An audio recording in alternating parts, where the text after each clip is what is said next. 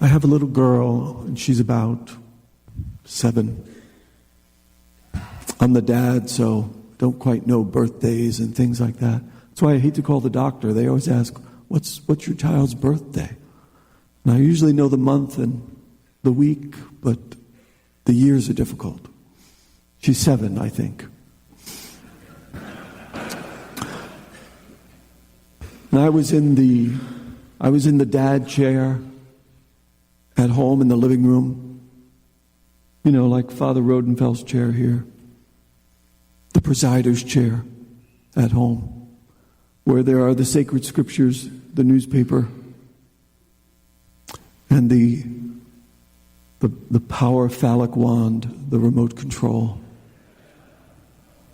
All at my presider's chair. Nobody sits in Daddy's chair. Nobody touches the scriptures. So I was there reading the newspaper.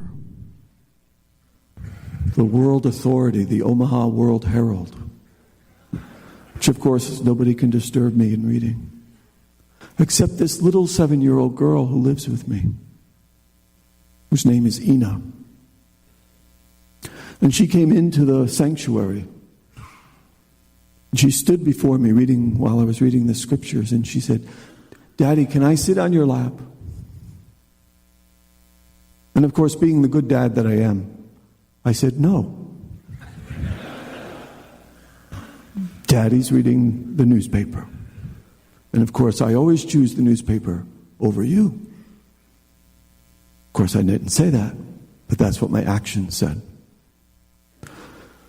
Now, being a wonderful girl who is yet to grow older and become infected with hormones, she has a positive attitude.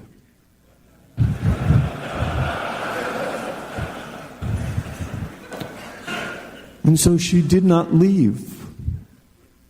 And I kept reading the paper, and she kept standing on the other side of the paper.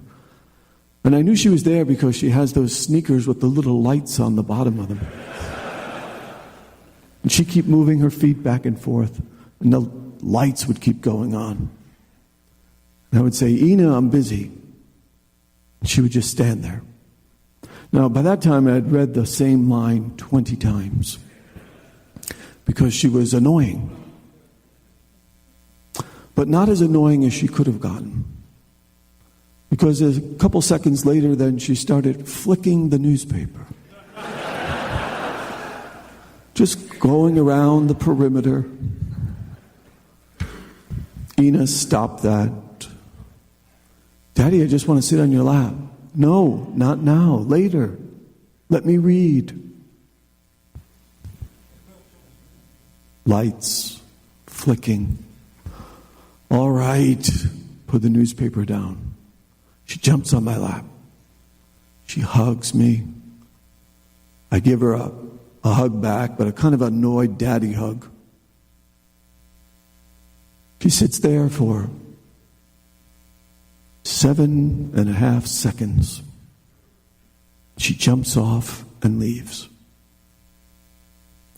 I spent 10 minutes trying to chase her away.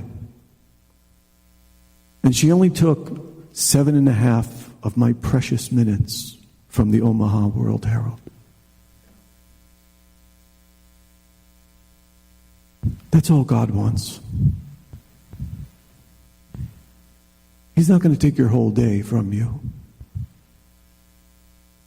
He's not going to rob you of your precious time at your desk, in your car, with our very important ideas, our very important work. He's not going to hurt any of that. He's going to alight upon your soul for 7.5 seconds, perhaps.